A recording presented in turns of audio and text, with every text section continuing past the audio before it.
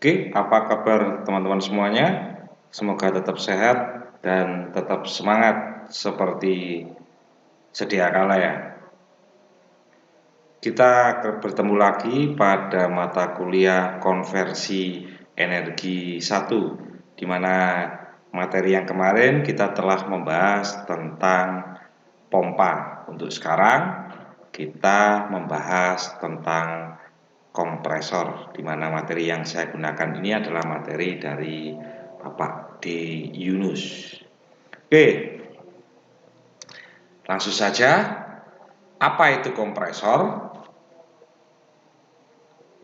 Kompresor adalah suatu mesin yang mengkompresi udara dan menaikkan tekanan. Saya kira Anda bisa membayangkan, ya mungkin Anda membayangkan adalah biasanya melihat kompresor di tambal ban. Dia menghasilkan angin, jadi udara tadi kompresikan di dalam tabung tadi, sehingga tekanan tabung tadi akan mengalami peningkatan. Terus bagaimanakah sistem kerja kompresor udara?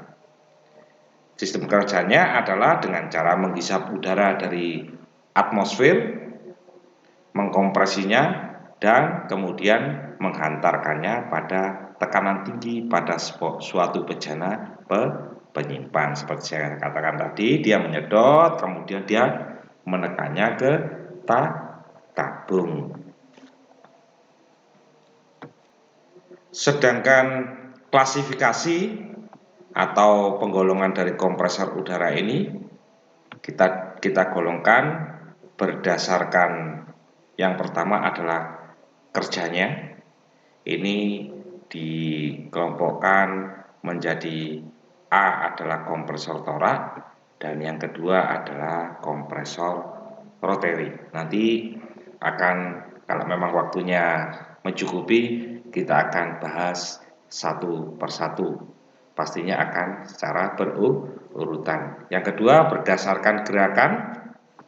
Yang pertama adalah kompresor gerakan tunggal dan yang kedua adalah kompresor gerakan ganda. Sedangkan yang ketiga berdasarkan jumlah tingkatnya dibagi atas kompresor tingkat 1 dan kompresor tingkat jamak.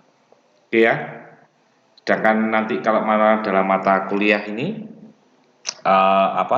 istilah-istilah yang nanti akan digunakan biar Anda tidak canggung atau aneh.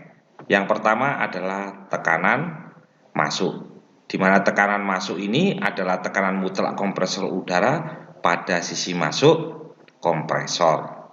Yang kedua adalah tekanan hantar atau tekanan buang, yaitu tekanan mutlak kompresor udara pada sisi keluar sebetulnya ya. Sisi keluar kompresor ini saya nulisnya, saya copy paste akhirnya sama aja ya. Oke, selanjutnya adalah rasio kompresi atau rasio tekanan. Notasinya adalah gamma.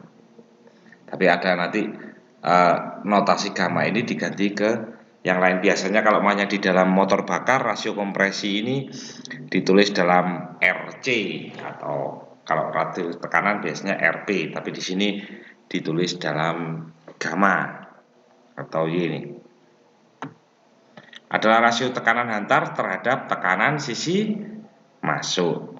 Selanjutnya adalah kapasitas kompresor. Pastinya kapasitas itu adalah debit ya kan, yaitu adalah volume udara yang dihasilkan oleh kompresor dalam meter kubik per menit atau meter kubik per second. Selanjutnya adalah free air delivery, berarti hantaran udara bebas, yaitu volume aktual yang dihasilkan kompresor jika diukur pada kondisi temperatur dan tekanan normal. Berarti pada kondisi normal maka volume aktualnya itu disebut sebagai volume hantaran udara bebas yang dihasilkan oleh kompresor. Kemudian ada volume sapuan. Nah, volume sapuan ini adalah udara yang dihisap kompresor selama langkah hisap. Kalau langkah hisapnya itu bergandeng, antara langkah awal dan langkah akhir, maka pengurangannya itu yang disebut sebagai volume sapuan. Kalau mungkin boleh dibilang ini volume sisa atau bersih lah, begitulah volume bersihnya. Dan yang terakhir adalah tekanan efektif rata-rata, yaitu perbandingan kerja per siklus dengan volume langkah. Oke ya, ini adalah teori yang nanti Anda akan bertemu. Kita akan pelajari secara perlahan-lahan. Semoga Anda bisa memahaminya dan bisa mengerti. Oke, dari materi yang tadi, bagaimana kompresor itu terbagi, ya, dimana di sini saya tadi bilang kompresor dibagi berdasarkan kerja, gerakan, dan jumlah tingkat. Yang kita bahas yang awal adalah berdasarkan kerja, yaitu kompresor torak. Oke ya. Kompresor torak, single state kompresor tanpa clearance. Jadi ada perhitungan tanpa clearance. Operasi kompresor ini dapat dilihat pada gambar di bawah, di mana langkah kompresi adalah kurva 1 menuju 2 dengan kerja yang dihasilkan per siklus adalah W. Jadi kerjanya adalah W, tapi dia terbagi atas keadaan. Berbeda keadaan, setiap perbedaan keadaan maka kerjanya pasti akan berbeda. Ini adalah gambar siklusnya, di mana dia melakukan kerja dari titik 1 menuju 2. Oke, yang seperti saya katakan tadi, bahwa kerjanya akan berbeda jika keadaannya berbeda. Yang pertama, jika kompresi mengikuti hukum PV pangkat N sama dengan konstan. Ingat, di sini tanpa clearance atau tanpa toleransi lah bahasanya gitu. Jadi tanpa toleransi. Kalau ada toleransinya pasti persamaannya akan berbeda. Persamaannya adalah kerja atau W sama dengan P2 V2 ditambah P2 per kalikan V2 min P1 V1 per N min 1 dikurangi P1 kalikan V1. Dan jika Anda mengelompokkan ini dengan ini, maka Anda mendapatkan P2 V2 dikurangi P1 kali V1, karena dia memiliki penyebut N-1, Anda harus menggabungkannya, dia juga memiliki penyebut N-1, sehingga di atasnya akan dikalikan N-1. Setelah Anda coba perkalikan dan Anda menggabungkannya, maka Anda akan mendapatkan persamaan seperti ini. Nah, N per N1 dikalikan P2 minus P1 kali V1, dimana biasanya Anda kalau dalam gas ideal PV itu adalah sama dengan M kalikan R konstanta kalikan temperatur, sehingga PV ini boleh diganti dengan MRT, tapi V-nya ini adalah menjadi T. Jadi persamaannya akan menjadi seperti ini. Biasanya ini kalau banyak kebanyakan itu persamaan yang digunakan. Selanjutnya kalau Anda ganti juga persamaan ini, maka Anda bisa menggantinya dengan persamaan seperti ini. Karena dalam persamaan ini, jika Anda PV pangkat N, maka Anda P1V1 pangkat N sama dengan P1V2 pangkat N. Maka Anda kalau maunya ingin mendapatkan nilai V1, maka Anda tinggal balik-balik saja. V1 Anda akan mendapatkan nilainya adalah P2 per P1 pangkat seper N dikurung ya, dikalikan V2.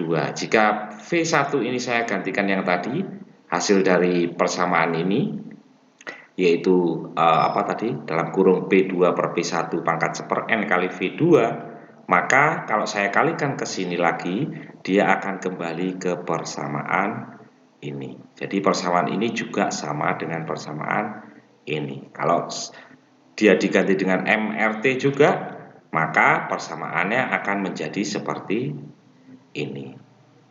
Oke, di mana nilai N ini adalah indeks politropik dan persamaan ini adalah kompresi politropik.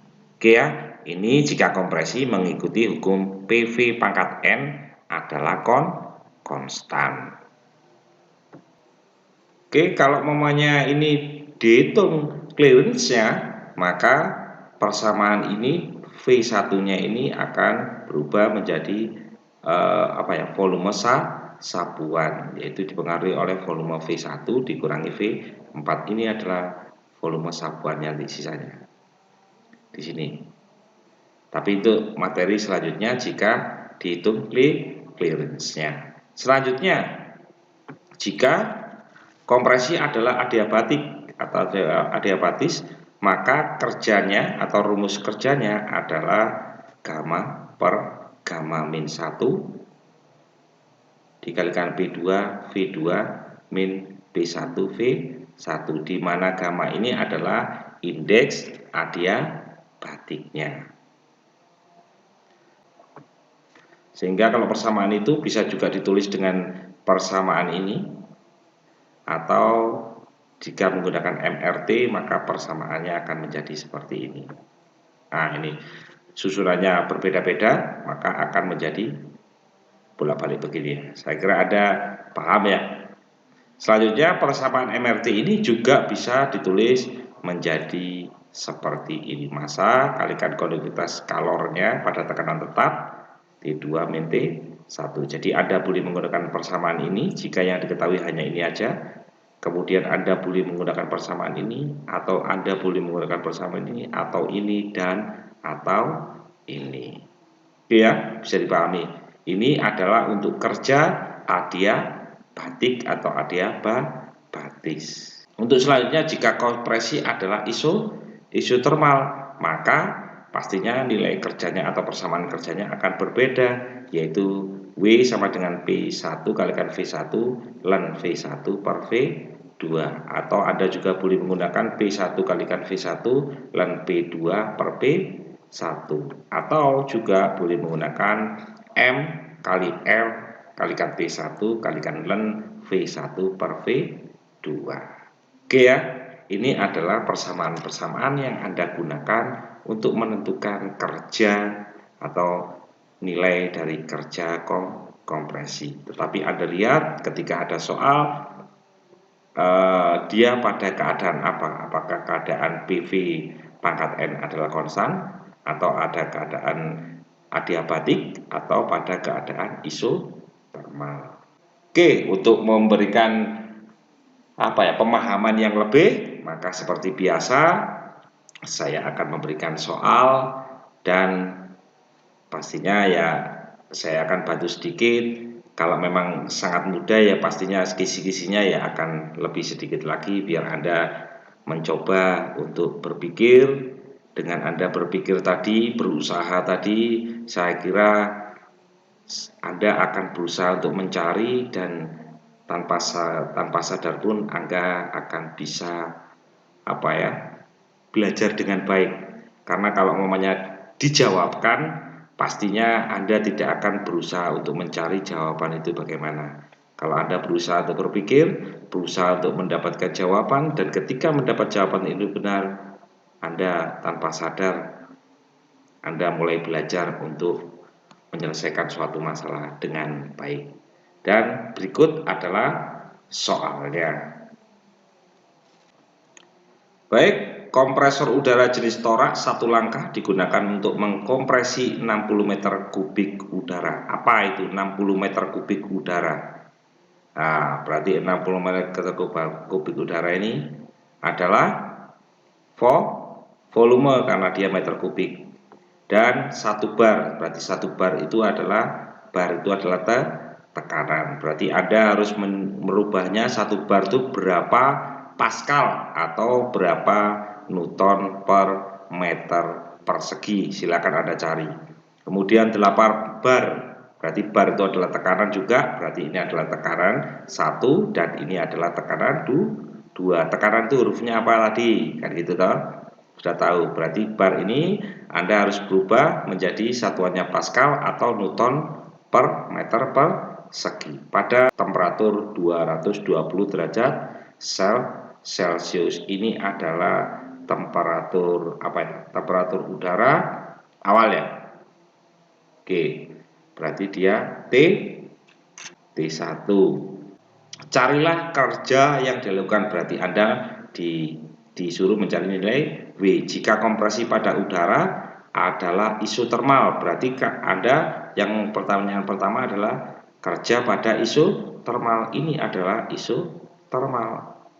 Sudah toh? Apakah P1 sudah diketahui, V1 sudah diketahui, V2 sudah diketahui atau belum? Kalau V2 belum diketahui, apakah P2 sudah diketahui? Nah, kalau Anda sudah bisa mengetahui yang nilai ini, berarti Anda menggunakan persamaan ini. Tapi kalau Anda bisa mengetahui yang ini sudah diketahui, berarti Anda menggunakan persamaan ini. Jadi kalau memang kalau ini sudah diketahui semua, ya jangan menggunakan persamaan ini, nanti Anda bingung. Jadi apa persamaan ini? Anda boleh menggunakan ini, boleh menggunakan ini, boleh menggunakan ini. Asalkan apakah mereka sudah diketahui, mana yang sudah diketahui. Oke ya, seperti tadi ya. Oke, selanjutnya adalah B, adiabatik dengan indeks adiabatik 1,4 maaf. Berarti Anda menggunakan persamaannya adalah ini.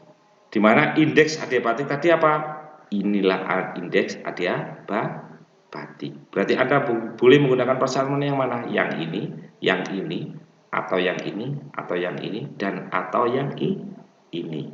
Asalkan semua sudah diketahui. Bisa kan ya? Oke. Selanjutnya adalah, saya kira ini bisa semua, A dan B, dan C adalah indeks politropik, berarti Anda menggunakan yang ini persamaannya kerjanya. Nah, dari yang apa yang diketahui, mana persamaan yang Anda gunakan. Nah, oke ya, boleh menggunakan ini, boleh menggunakan ini, boleh menggunakan ini, boleh menggunakan ini, dan boleh menggunakan ini. Dan nilai N ini adalah nilai indeks politropik. Paham ya? Oke, saya kira itu adalah kisi-kisinya, dan semoga Anda bisa memahami apa yang saya berikan, dan silakan dikerjakan dan dikumpulkan di Google Classroom. Sampai jumpa di pertemuan selanjutnya, dan tetap jaga kesehatan.